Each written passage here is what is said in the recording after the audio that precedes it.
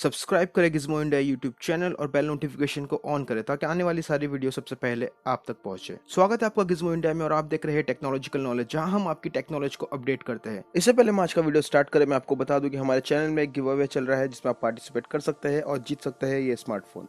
Apple ने अपने दो नए आईपैड्स लॉन्च कर दिए हैं जो आते हैं 11 इंच डिस्प्ले के साथ और एक आता है 12.9 इंच डिस्प्ले के साथ। आईपैड 2020 में हमें देखने मिलता है दो डिस्प्ले 11 इंच और 12.9 इंच और ये दोनों ही डिस्प्ले लिक्विड रेटिना डिस्प्ले है। ये दोनों ही आईपैड्स चलते हैं एप्पल के A12Z बायोनिक प्रोसेसर में और इसमें हमें देखने मिलता है डुअल रेयर कैमरा जिसमें है 12 मेगापिक्सल का मेन सेंसर और एक 10 मेगापिक्सल का अल्ट्रा वाइड एंगल सेंसर और सेल्फी के लिए इसमें दिया गया है 7 मेगापिक्सल का front facing camera. IPad 2020 11 inch की स्टार्टिंग प्राइस है 71,900 रुपीज वाईफाई वर्जन के लिए और वाईफाई प्लस सेल्यूलर वर्जन की प्राइस 85,900 रुपीज और जो 12.9 इंच वर्जन है आईपैड का उसकी स्टार्टिंग प्राइस है 89,900 रुपीज वाईफाई वर्जन के लिए और 1,03,900 वाईफाई प्लस सेल्यूलर वर्जन के लिए। अगर आपको ये आईपैड सस्ता लगता है तो आप इसके साथ अटैचेबल कीबोर्ड भी खरीद सकते हैं जिसकी स्टार्टिंग प्राइस है 27,900 रुपीज। या फिर आपको ये भी सस्ता लग रहा है तो आप इसके साथ एप्पल पेंसिल भी खरीद सकते हैं जिसकी स्टार्टिंग प्राइस है 10,900 रुपीज। तो इससे ये साबित होता है कि एप्पल कंज्यूमर्स को लूट रहा है ओवर प्राइस प्रोडक्ट बेच के और लोग इसे खरीद भी रहे हैं। तो क्या आप ऐसे प्रोडक्ट को खरीदना चाहेंगे? नीचे कमेंट में जरूर बताएं।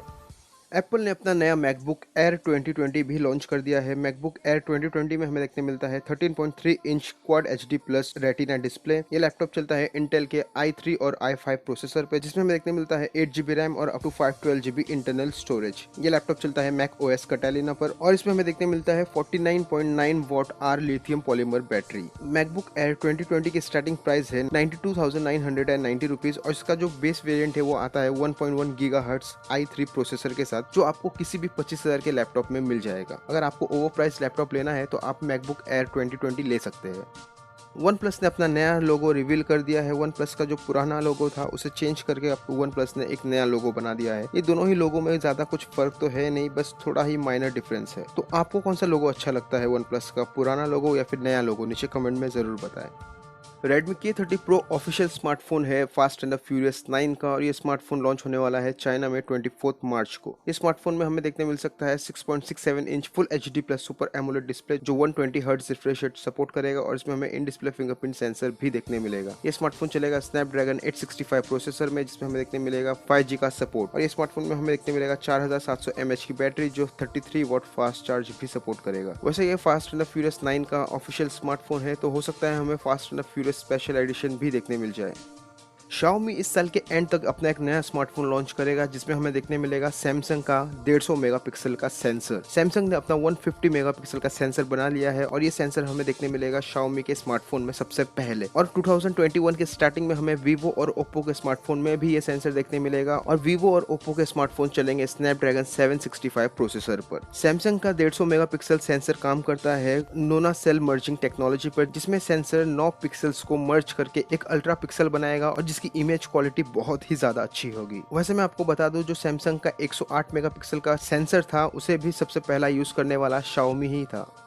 Realme एक नया स्मार्टफोन सीरीज लॉन्च करने वाला है जिसका नाम है Realme Narzo। Realme Narzo एक नया सीरीज होगा जो टारगेट करेगा जनरेशन Z को, जिसका मतलब ये उन लोगों को टारगेट करेगा जो 1997 से लेकर 2012 के बीच पैदा हुए हैं। ये उन लोगों के लिए स्मार्टफोन बनाएगा और ये स्मार्टफोन बहुत ही ज्यादा फंकी और अग्रेसिव होगा और इसमें खास करके Realme फोकस करेगा गेमिंग और कैमरा डिपार्टमेंट में। और ऐसा भी सुनने में आ रहा है कि Realme Narzo 2 स्मार्टफोन पे काम कर रहा है जो बहुत ही जल्द लॉन्च होने वाले हैं। तो आप में से कितने लोग हैं जो जनरेशन Z कैटेगरी में आते हैं, यानी 1997 से लेकर 2012 के बीच में जो पैदा हुए हैं? अगर आप भी आते हैं जनरेशन Z में तो नीचे कमेंट में जरूर बताएं।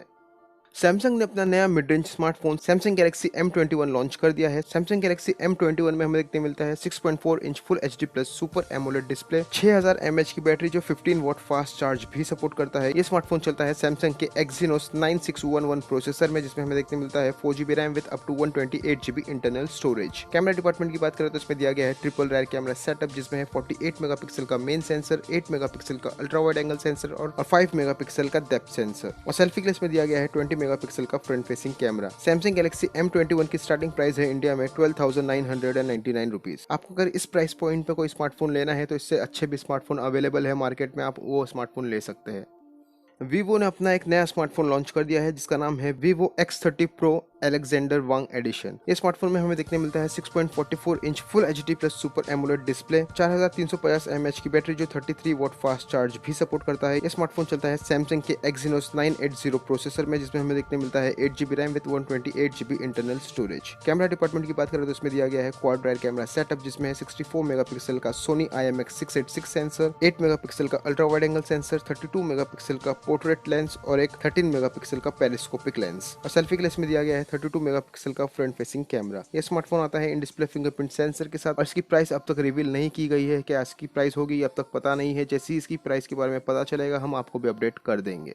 तो आज की वीडियो में बस इतना ही। अगर आपको आज की वीडियो में कोई भी यूजफुल इन्फॉर्मेशन मिली है तो लाइक जरूर करें। मिलते हैं अगले वीडियो में।